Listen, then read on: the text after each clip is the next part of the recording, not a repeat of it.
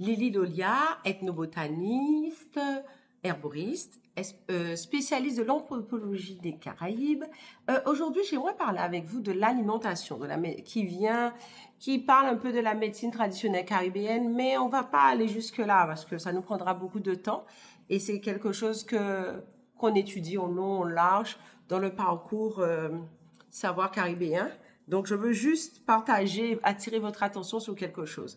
Vous savez, quand on voit des choses qui viennent d'ailleurs, on a toujours tendance à sauter dessus sans jamais se rendre compte que chez nous, quand même, il y a des choses sympas. Sachant que nous sommes un peuple qui est construit à partir de aux origines, de plusieurs savoirs ancestraux, ben en fait, quand tu vois un truc là, peut-être que tu l'as déjà aussi dans ton patrimoine.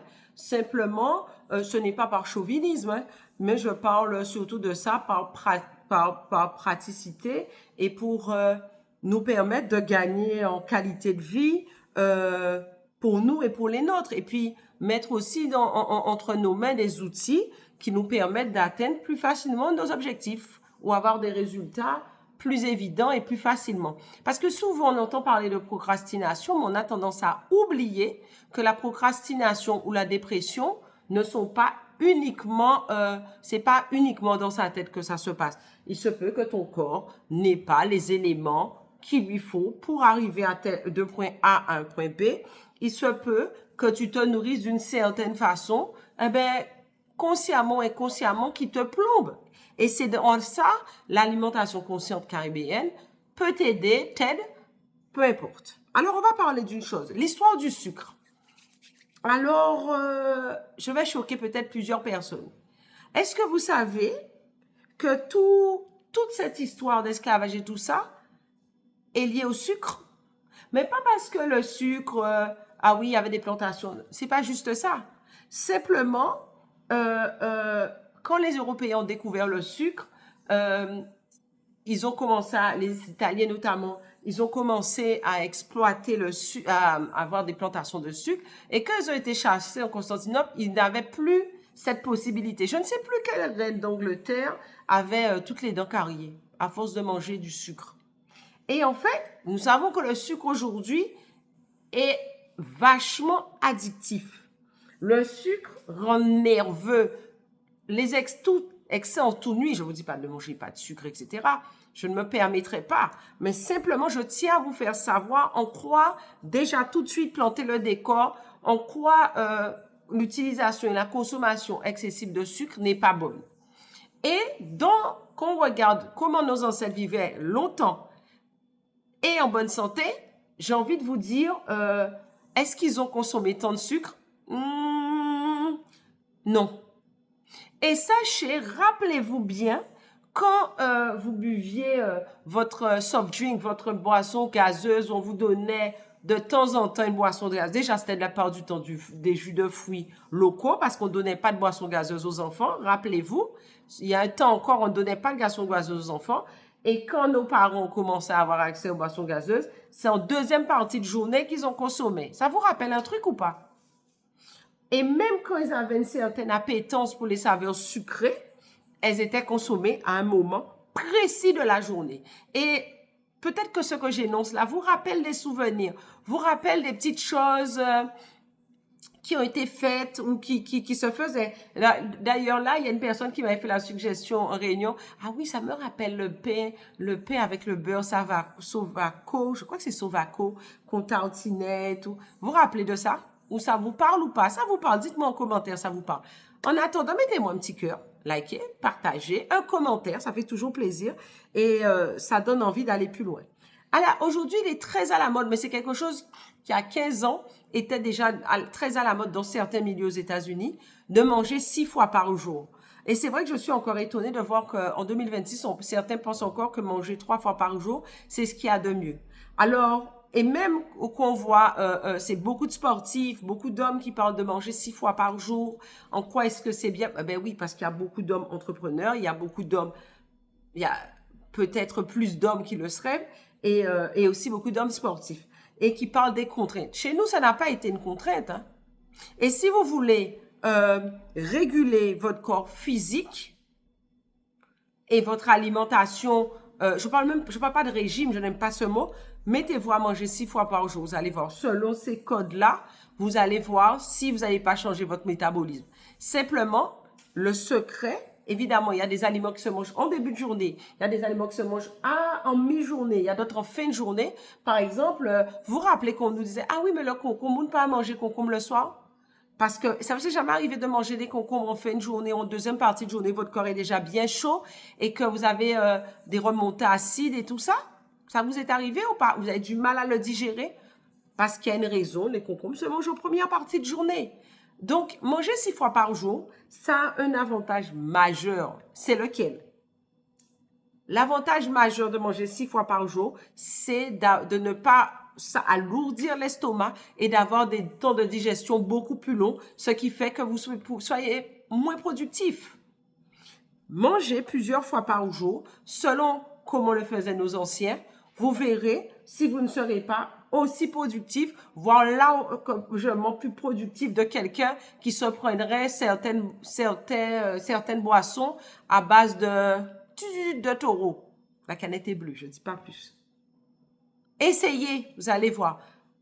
Quand votre temps de digestion est plus court, mieux vous êtes. Excusez-moi, nos ancêtres, c'est pas pour rien que c'était le dimanche qu'on vous donnait les dombrés, qu'on mangeait le gros riz haricots rouges, parce qu'il y a une raison. Par contre, vous avez dit, ah oui, mais bon, les légumes pays comme la banane jaune, la banane jaune se digère très rapidement. Mais ça, c'est un autre sujet. Mais manger plusieurs fois par jour des aliments appréciés, goûtus, des aliments, des choses faites avec du cœur, l'amour, ça compte aussi pour le goût. Vous ne verrez même pas que vous avez énormément varié votre alimentation. Et qui dit bien manger, dit être de bonne humeur. Qui dit bien manger et apprécier ce que l'on mange, c'est dire être dans un état d'esprit particulier. Après, reste à savoir qu'est-ce qu'on mange le matin, qu'est-ce qu'on mange le soir. Est-ce que vous vous rappelez de ce qu'on appelle, ça vous parle d'idico, casse-croûte? Eh oui, c'est entre 2 vers 10 heures que prenaient juste nos grands-parents. Ça vous parle ou pas? Et qu'on vient de remettre au goût du jour le didico. Après votre café, votre thé cacao, votre thé, peu importe ce que vous prenez le matin, vers 10 heures, avoir un petit casse-croûte pour ensuite aller manger entre midi et 13 heures. Mais l'horaire est beaucoup plus large que ça. Et ça, c'est vraiment bon. Je ne rentrerai pas dans les détails là parce qu'on est là pour plusieurs heures. Mais est-ce que ça vous dit déjà certaines choses? Si vous avez un souci de poids, si vous avez un souci de performance, essayez ça, essayez ça, essayez ça, essayez ça, essayez ça. On a souvent un problème de connaissance. La connaissance, acquérir des compétences, nous permettent de devenir de meilleures versions pour nous et pour ceux qui nous entourent. Vous avez des choses à accomplir. Ne négligez pas aussi l'alimentation, c'est important. Vous savez, des fois, il est important d'apprendre à apprécier le chemin que l'on prend pour apprécier la personne qu'on devient. Alors, ça ne veut pas dire que vous allez faire ça toute votre vie les 6 fois. Peut-être oui, peut-être que vous allez y mettre d'autres choses, mais essayez et peu importe l'objectif que vous êtes fixé, essayez et vous allez voir ce que vous allez atteindre, quel objectif, comment. Sincèrement, on entend parler d'énormément de programmes, on entend parler d'énormément de choses, mais c'est le seul qui prend en compte nos savoir-faire, nos habitudes, notre façon de grandir et qui peuvent nous permettre très facilement, parce que qu'on le veuille ou pas, ce sont des choses que nous connaissons. Manger certains aliments à certains moments et pas à d'autres, ça joue. Par exemple, les jus de fruits. C'est très à la mode, les jus de fruits le matin. Mais vous savez que ça fait grossir? Est-ce que vous savez que boire ou manger certains, mais pas tout le monde, toujours pas tout le monde, est-ce que vous savez que ça peut vous faire grossir? Ah oui, j'ai mangé tant de fruits, j'ai pris du jus d'orange pressé. Pour avoir un verre de jus d'orange, vous savez combien de jus d'orange qu'il faut? Il est important d'avoir ces notions-là, mais ou peut-être des fois vous le savez, mais vous n'avez pas, comment vous dire, porté une attention à vous et à la personne que vous êtes pour voir ah oui, mais c'est vrai, j'ai pas remis ça, j'ai pas mis ça en évidence, j'ai pas vu cette perspective-là, je n'y avais pas repensé, mais finalement, c'est des choses que je connais. Mais essayez de manger d'une certaine façon, de cette façon-là, et vous allez voir comment vous allez performer. Parce que souvent, j'entends des gens dire, oui, mais bon, c'est des choses que je peux faire. Lily, tu dis, oui, savoir caribéen, mais bon, ça fait beaucoup de choses. Écoute-moi bien, je comprends ce que tu me dis, mais c'est quand même plus simple de suivre quelqu'un qui a déjà fait quelque chose, pas seulement parce que tu te dis, elle l'a déjà fait, je vais reproduire et ce sera plus simple ou elle pourra me donner des conseils. Il y a ça, mais souvent on entend parler de beaucoup de choses, ou de coach, ou d'encadrement, ou de tout ce que vous voulez, qui parlent de choses qu'ils ne connaissent pas. Mais, voir quelqu'un qui l'a fait et que ça se voit physiquement, ça seulement peut te dire que tu peux le faire. Vous savez, ça m'est arrivé, ça me fait penser à un accompagnement que j'avais pris plusieurs milliers d'euros. Plusieurs milliers d'euros. C'est pas 2, 3, 4. Je crois que c'est 5 000 euros, un truc comme ça. Vous savez qu'est-ce qui m'a aidé le plus? Pas ce qu'il me disait de faire, hein. Parce que ça, il y a beaucoup à dire et à redire. Comme je dis, des fois, des gens parlent ou disent de faire ou proposent de faire des choses que eux-mêmes n'ont jamais fait dans leur vie. Mais en fait, le fait de voir quand même que cette personne fonctionnait à un certain niveau, le voir, être dans son environnement, être dans son énergie, m'a permis aussi de mettre en place un certain nombre de choses, un certain nombre de points pour avancer. Vous savez, j'aurais pu très bien, comme je dis, j'étais dans mon truc de bath-thérapie traditionnelle, du praticien chamanique, mais on kiffe, le club primaire, on kiffe. Je ne vais pas mentir, on s'amuse beaucoup. Mais simplement, pourquoi un tel programme? Pour apporter ma contribution. J'aurais pu ne pas le faire, mais le faire est apporter ma petite pierre, ma contribution. Parce que ce n'est absolument rien de mystique, ce n'est absolument rien de spirituel. Il y a des fois, nous appelons spirituel ou mystique des choses qui ne sont pas encore, où il n'y a pas encore eu de travaux là-dessus, d'analyse profonde ou peu importe des essais cliniques qu'on pourrait faire. Mais ça n'a absolument rien de mystique. Tout ça, aujourd'hui, à la lumière des neurosciences, on apprend énormément sur le fonctionnement, énormément sur les transmissions, mais il y a un moment, essayez. Vous avez des petits troubles alimentaires, vous avez des petites choses, essayez. Essayez de manger comme ça, tôt le matin, lever du soleil, jusqu'à à peu près 7h30, prenez votre café. 9h, 10h30, 11h des fois ou plus tard, ça dépend à quelle heure que vous avez déjeuné.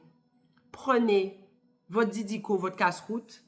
Entre 11h et 14h, vous déjeunez. Il y a des gens qui vont jusqu'à 15h, mais moi je dis 14h. 16h, 17h, c'est-à-dire quand le soleil commence à redescendre, vous prenez votre goûter, et encore, c'est encore une codification. 19h, 19h30, c'est bien tard. Il y a même des gens qui vont jusqu'à 18h, comme les Américains. Les Américains ne dînent pas tard, hein. 18h, 19h30, vous dînez. 21h, vous prenez votre petit thé et votre petit, comment j'aime dire ça? Oh là là, appetizer qui me vient. Votre petit truc, vous passez rapidement, vous mangez le pain, si vous avez faim. Mais généralement, vous n'avez pas faim. Et après, vous vous couchez vers 22h. Point. Essayez ça et faites-moi un retour. Essayez ça et faites-moi un retour. Évidemment, vous ne pouvez pas vous imaginer de l'impact du sport sur vous. Je ne dis pas de faire des choses vraiment énormes, hein. Un petit peu d'activité, un petit peu de cardio, vous ne pouvez pas vous imaginer l'impact. Pourquoi? Déjà, ça va libérer votre tête. Ça va vous aider à clarifier votre esprit, vos idées. Vous n'allez pas vous imaginer à quel point c'est important. Et ça permet de soulager l'âme. Ah oui, faire un peu de sport, ça soulage l'âme. Manger de façon régulière en plus petite quantité, ça permet aussi d'avoir les idées claires. Et avoir les... Pourquoi les gens jeûnent? Pourquoi les gens jeûnent? Alors, c'est pour détoxifier le corps, oui. C'est pour des raisons spirituelles, oui. Mais étant donné que le deuxième cerveau est moins en marche, vous ne pouvez pas vous imaginer le plus que ça apporte dans une vie. Essayez ça. Est-ce que vous avez déjà essayé? Est-ce que vous n'avez pas essayé? Est-ce que vous connaissez des gens qui mangent comme ça? Peu importe. Partagez-moi votre point de vue. C'est quelque chose qui, aujourd'hui, commence à faire le tour du monde, on parle de l'alimentation, manger 6 fois, etc., etc. Mais c'est quelque chose qui se fait chez nous depuis des millénaires. Regardez comment les gens vivent longtemps. J'ai dit millénaire, hein? J'ai pas dit des centaines d'années, j'ai dit millénaire. Parce que nous sommes un apport de civilisation millénaire. Le brassage de tout ça que nous sommes aujourd'hui est récent, mais nous sommes originaires de civilisation ancestrale. Que ce soit bien clair. Alors, je tenais à partager ça avec vous aujourd'hui. J'espère que ça vous plaira. Si vous avez des questions, des partages de témoignages, des souvenirs, j'adore ça. Likez, partagez, abonnez-vous si ce n'est pas encore fait.